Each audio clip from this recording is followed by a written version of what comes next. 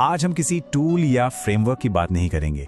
आज हम एक ऐसे ज्ञान की बात करेंगे जो अक्सर कॉर्पोरेट लैडर चढ़ने की दौड़ में कहीं पीछे छूट जाता है, और वो है अपनी लड़ाइयों को बुद्धिमानी से चुनने की कला। ये एक ऐसी समझ है जो हमारी एनर्जी, हमारी मानसिक शांति और हाँ, हमारे करियर तीनों को बचा सकती। ये सिर्फ एक कोट नहीं है, ये वो रणनीतिक ज्ञान है जो भगवान श्री कृष्ण ने अर्जुन को दिया था। और ये एक ऐसा सिद्धांत है जो जिंदगी के हर मोड़ पर काम आता है, खासतौर पर वहां जहां दाव ऊंचे लगे हों। चलिए थोड़ा समय में पीछे चलते हैं, कुरुक्षेत्र के मैदान में। इतिहास का सबसे बड़ा युद्ध लड़ा जाने वाला है, और यहाँ एक नायक, एक हीरो को एक ऐसे मुश्किल फैसले का सामना करना पड़ता है जो उसके धर्म को हमेशा के लिए बदल देगा।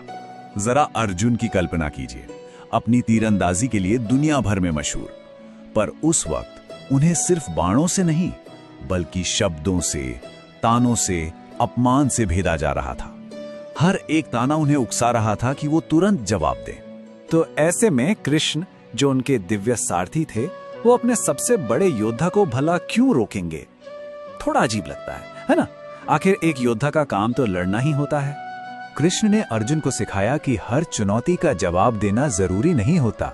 सच्ची ताकत अपनी ऊर्जा, अपना ध्यान, अपना कौशल उस एक सही पल के लिए बचाने में है जो पूरे युद्ध का नतीजा तय कर दे। और कमाल की बात तो ये है कि खुद कृष्ण को भी रणछोड़ दास कहा गया। ये कहानी हमें सिखाती है कि सच्ची लीडरशिप का मतलब हमेशा लड़ना नहीं होता। कभी कभी सबसे बहादुरी का काम एक बेवजह के युद्ध से दूर चले जाना होता है। चलिए अब इस प्राचीन युद्ध के मैदान से निकलकर जासूसी की दुनिया में चलते हैं, जहां चुप्पी एक हथियार है और धैर्य सबसे बड़ा गुण। जरा सोचिए, एक जासूस दुश्मन के इलाके में है, उस पर हर पल नजर रखी जा रही है, हर दिन उसे जलील किया जाता है, उकसाया जाता है। उसके पास हथियार भी हैं, वो पलटवार कर भी सकता है, लेकिन वो कुछ नहीं करता। क्यों? क्योंकि उसकी लड़ाई शारीरिक है ही नहीं, वो तो मानसिक है। उसका हथियार रिएक्शन नहीं, ऑब्जर्वेशन है। उसका संयम ही है जो आखिर में हजारों जानें बचाएगा और इसके देश को जीत दिलाएगा। तो इन कहानियों का, इन युद्ध के मैदानों और जासूसी की दुनिया से मिले सबकों का हमारी अपनी दुनिया में, हमारे आधुनिक ऑफिस में क्या मतलब है? इसे कहते हैं स्ट्रैटेजिक डिसएंगेजमेंट।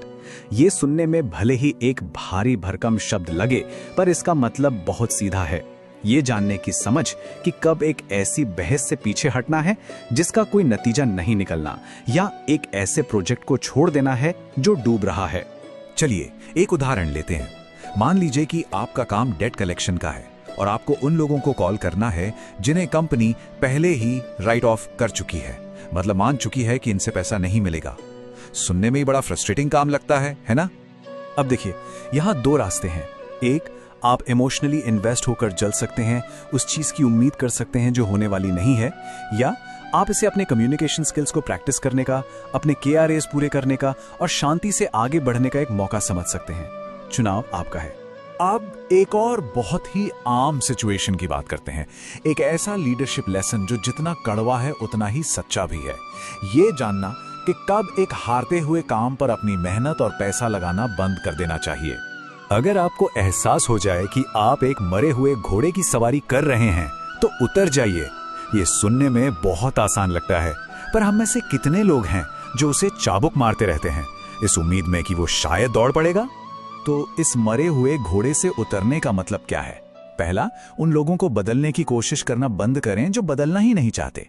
दूसरा, उन प्रोजेक्ट्स में और एफर्ट डालना बंद करें जहां से कोई रिजल्ट नहीं मिल रहा। और तीसरा, उन चीजों के लिए खुद को दोषी मानना बंद करें जो आपके कंट्रोल में है ही नहीं। चलिए अब एक क्लासिक IT प्रोजेक्ट की दुनिया में चलते हैं।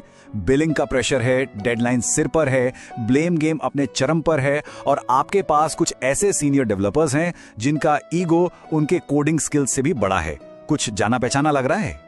इस पूरे केओस के बीच एक प्रोजेक्ट मैनेजर को बस एक पल रुककर खुद से कुछ सवाल पूछने चाहिए।